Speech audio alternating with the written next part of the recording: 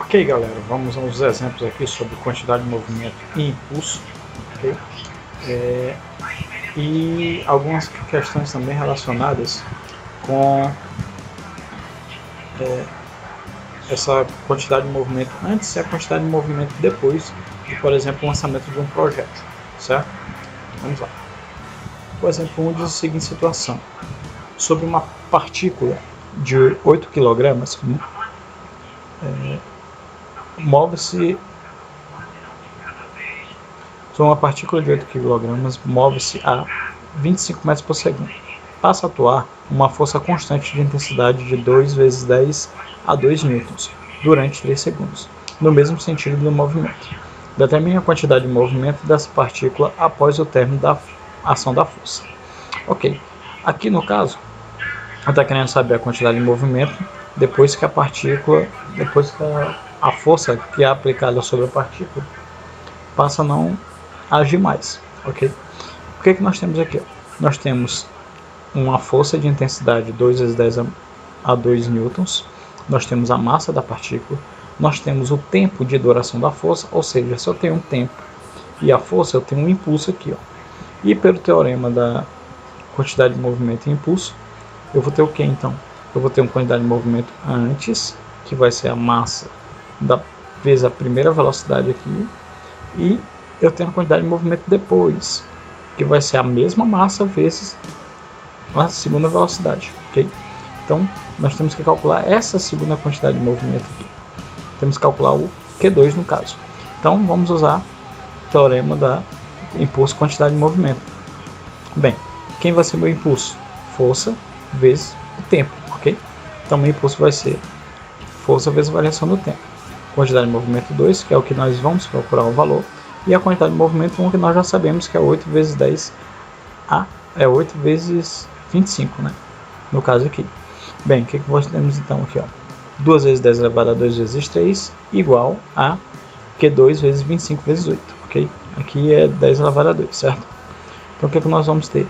Multiplicando 2 vezes 3 dá 6, 10 elevado a 2 é 100, 6 vezes 100 dá 600. 25 vezes 8 vai dar 200, está negativo, passa para o outro lado positivo, então vai ficar 600 mais 200, então nós vamos ter 800 kg vezes metros por segundo, ok?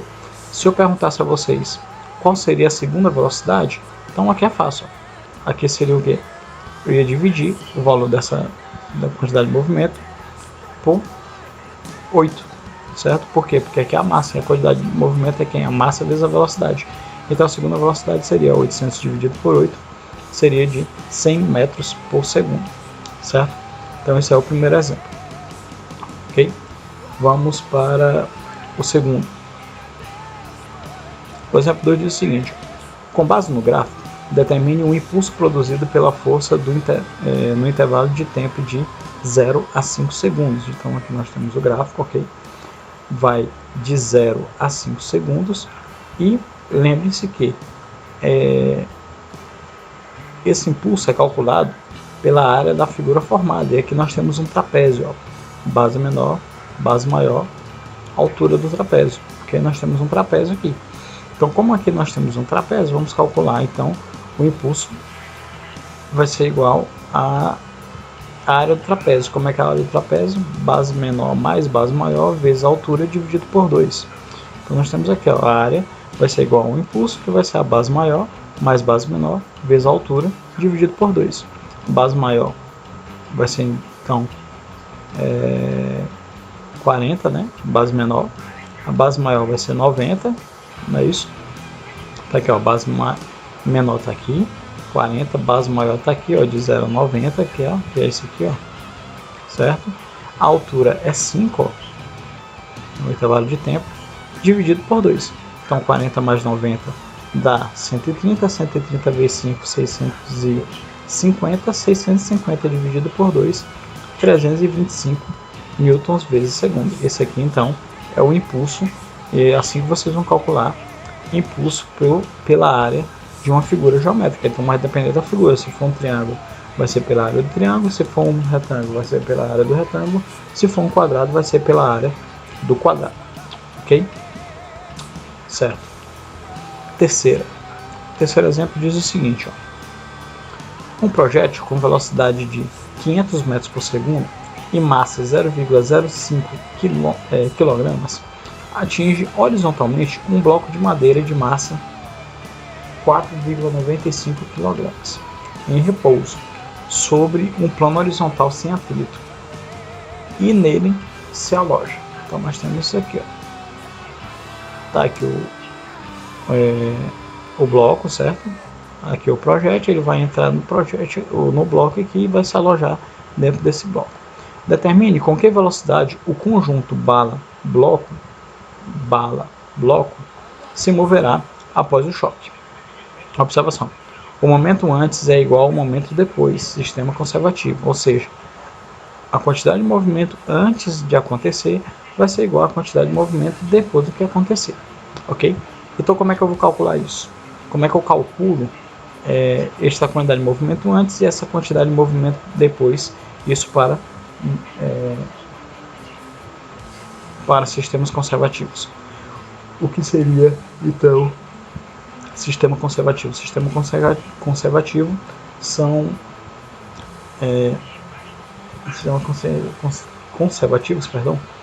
são sistemas onde não há a energia perdida não vai influenciar, ok? Então como é que eu vou calcular isso? Da seguinte maneira: quantidade de movimento antes vai ser igual à quantidade de movimento depois, certo? Quem é essa quantidade de movimento antes? A quantidade de movimento antes vai ser quem? A massa da bala vezes a massa do bloco vezes a velocidade da bala, mais a massa do projétil vezes a velocidade do projétil. Então aqui nós temos o sistema antes, certo? Separados. Quando o projétil entrar no bloco de madeira, eles vão ter a mesma velocidade, eles vão andar juntos. Então o que é que eu vou ter? A velocidade tanto do projétil como da bala vai ser vai ser a mesma velocidade, vezes a massa do bloco mais a massa do projétil, ok? Entenderam aí? Ó, antes eu tenho velocidades distintas, eu tenho a velocidade do bloco e a velocidade do projétil, ok? E depois eu vou ter a velocidade conjunta, porque vão andar juntos o projétil e o bloco, ok? Entendido aí? Bem, então substituindo aqui, ó, nós vamos ter o seguinte, ó, a massa do projétil 0,05, a velocidade do que o projétil estava. No caso aqui está invertido, viu? Perdão. Aqui é a massa do projétil, 0,05. Aqui é a velocidade com que o projétil se desloca, ok? Mais a massa do bloco, que é 4,95, vezes a velocidade com que o bloco estava. Lembra que o bloco estava em repouso, então é 0. Igual a velocidade com que os dois vão passar a andar, vezes a soma das massas deles, ok? Certo? Bem, então multiplicando aqui, 0,05 vezes 500, para cortar uma casa decimal, duas casas decimais, vai cortar com essas duas casas decimais. Então vai ficar 5 vezes 5, vai dar 25. Isso aqui vai dar 0, né? 4,95 vezes 0 vai dar 0. Aqui quando eu somar, eu vou ter 5, não é isso? Então vai ficar assim, ó, 25 igual a velocidade do projétil bloco, né, do conjunto, vezes 5. O 5 está multiplicando, vai passar para o outro lado dividindo, então vou ter o quê? 25 dividido por 5. Então a velocidade com que os dois passam a se movimentar é de 5 metros por segundo. O que vocês têm que lembrar é desse detalhe aqui, ó. A quantidade de movimento antes vai ser igual à quantidade de movimento depois. A quantidade de movimento antes são velocidades distintas. Eu vou ter velocidades, não vou ter uma velocidade em conjunto aqui, ó. Na velocidade depois, vou ter a velocidade conjunta e a massa deles vão ser somadas, ok? Entendido aí? Beleza, então até a próxima.